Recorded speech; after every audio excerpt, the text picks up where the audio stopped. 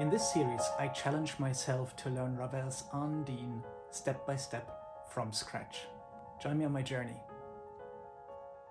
We've reached double digits, everyone. Welcome to session number 10. Let's see what we've got on our plan. Hopefully some revision, because there's quite a lot of material that we've worked through in the last few days. So bars 13 to 14, going into the Sparkle Bridge. I really like these two bars here, so I really want to do them justice. I keep getting back and forth on this editorial choice on whether to play these diamond note-headed pieces. The editor of this score has indicated here that we don't need to play them because they sit in the harmonics anyway, but I think I want to stick closer to the authorial intent of Ravel. Honestly, like I've done a little bit of a comparison as to it doesn't save that much complexity, to be honest. I don't know why it is deemed a good idea to omit this E sharp. Okay, but maybe I will run into it later when we speed things up. We are still in the note learning phase right now, so the physics, the physiology of playing is different at this stage than it will be at performance pace. So maybe we'll change our minds then. But for now, let's stick with the urtext intention and play this note. But we are starting first and foremost here.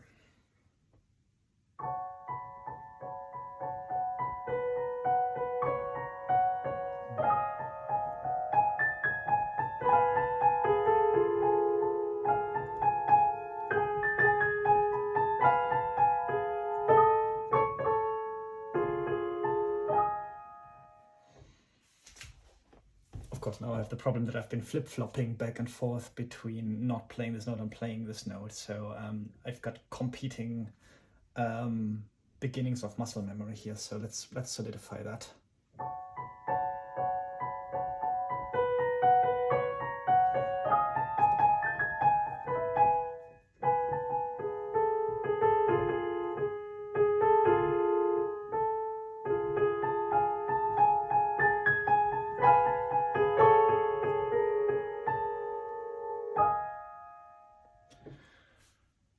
Maybe just do this bit slowly then.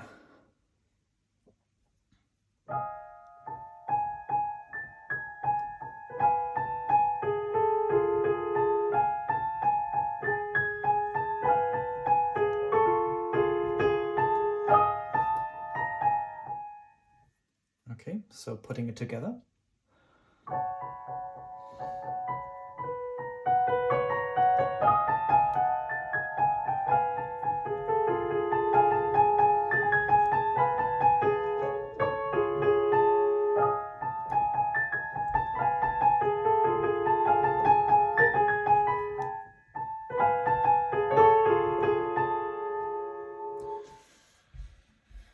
Yeah, it's a bit of a jump, and the stretch of the cross makes it awkward, but it's doable.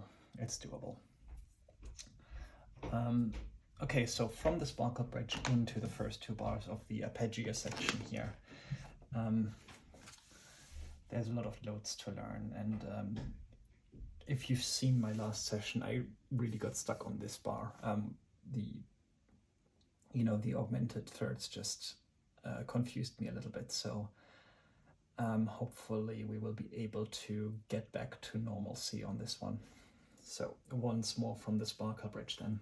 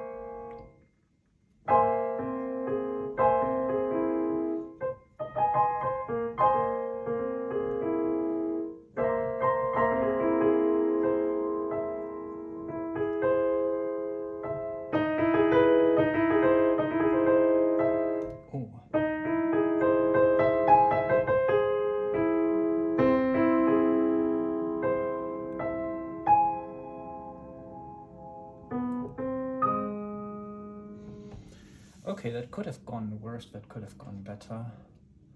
I definitely need to honor this fingering here of going down on the first, because otherwise I'll get into trouble getting into bar 18.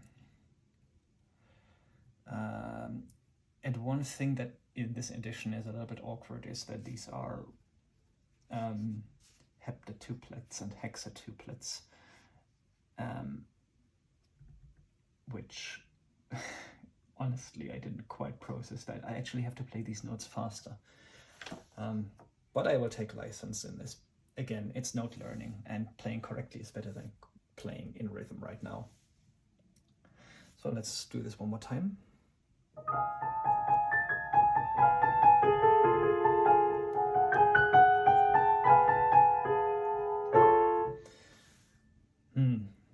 Okay, yeah, again, let's get this right so that we don't have to correct it later.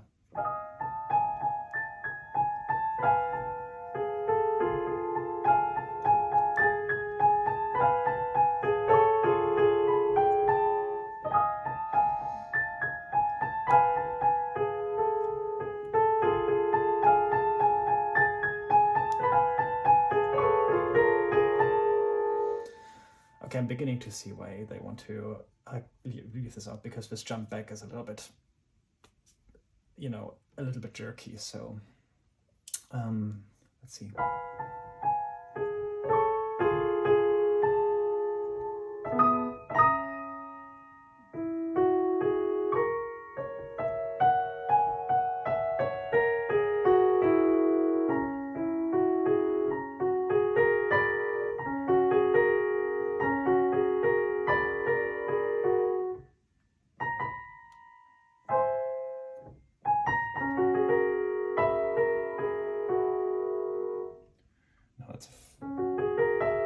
Yeah, no, that was right.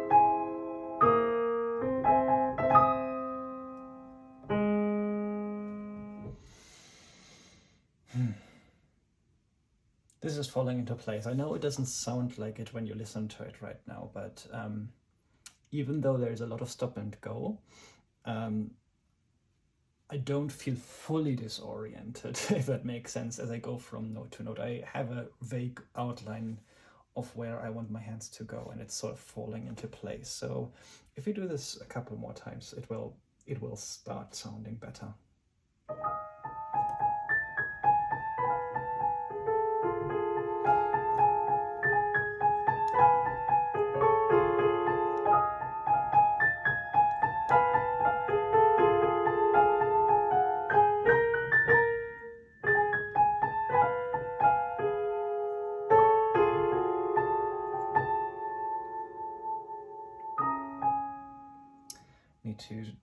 I need to pay close attention to this transition.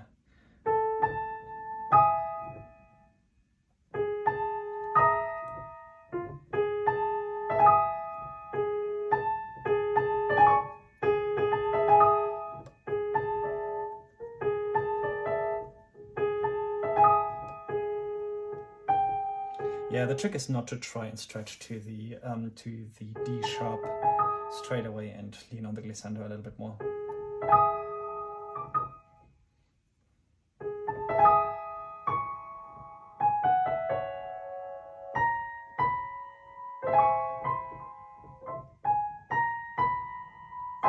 And the trick here is to play the correct notes. All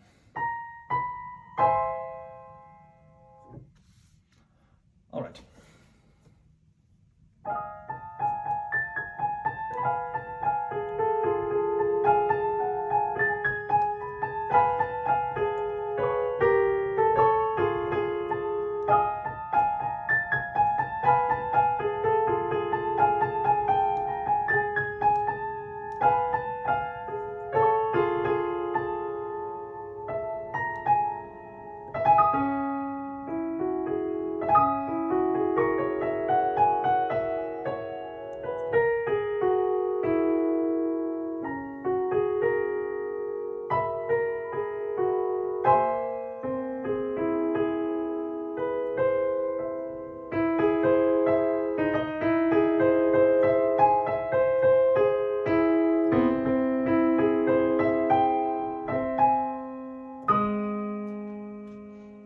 that sounding better to you? It's feeling better for me. I say this a lot, but with these smaller chunks of practicing, I find it better to get to a place where I'm sort of like 90% happy with it, because that's for me an indicator that I'm starting to over practice and that I'm not going to be able to promote the skills that I'm acquiring into medium and long-term memory. So I think we are getting as far with this piece as we can, and we are better off, we're making better use of time if we do the next little chunk, which is bars 11 and 12.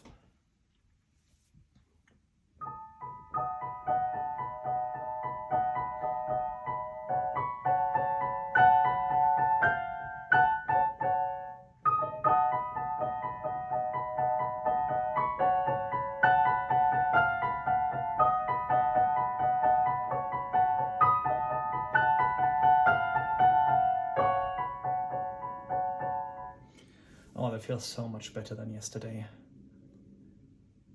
Amazing what a little bit of sleep does.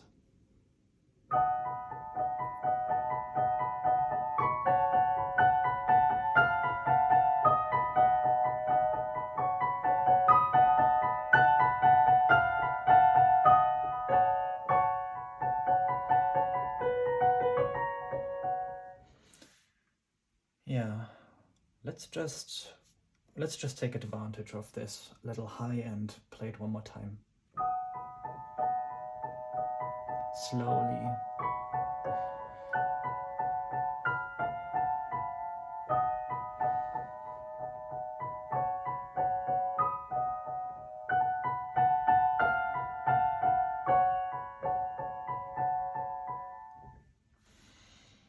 Okay, cool, nice.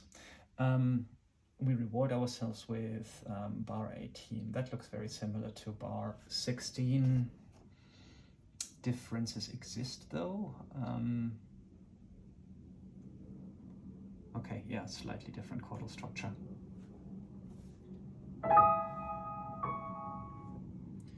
So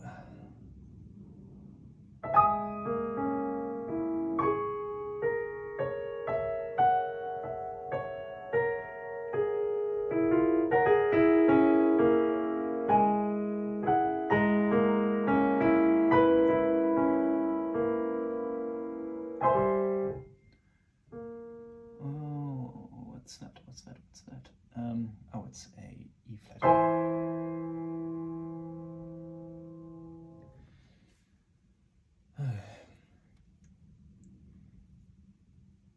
The rate limiting factor for me as a musician is my sight reading, for sure. That is what brings the tedium into this phase of practice. And I think it's really helpful for me to be super mindful of this, to make sure that I always apply what I know about best practices with this. So last time I mentioned like breaking things into smaller chunks. So if I have to pause in order to read, do so deliberately rather than reactively, planning ahead a little bit and essentially front load as many phrases as possible, and then try to, initiate this process while I'm still finishing off playing the previous bit. Over time, these two points in time, from stopping to starting, will get closer and closer and closer, and then we get to something slightly more continuous. But I think there's two schools of thought here. There is the idea of, just like keep the rhythm, learn to recover from mistakes, etc., etc. And when you do what I'm doing, which is trying to build repertoire, while at the same time also using sight singing, sight reading as a skill that helps you with that, that is bad advice. Because the cost of playing the wrong notes, of, seeding memory of incorrect playing, is not worth it. So I'd rather do a stop and go, but I also don't want it to be as fragmented as it is right now. So let's see, let's keep track of this and see how it evolves over time, is what I'm saying.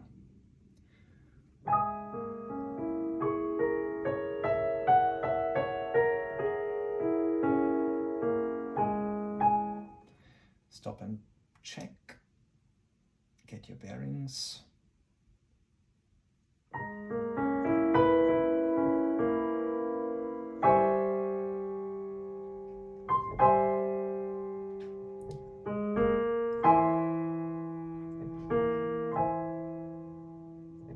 Is this really just like a jump from 5-2?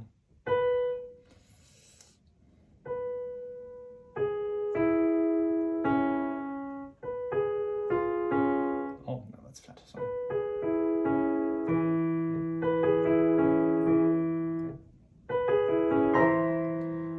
Okay, well, if you know what's coming, that's all right. Okay, we've done another 15 minutes, but I think I've got enough juice in me tonight to do another session of this. So I will take a short break and I will see you in maybe 5 to 10 minutes.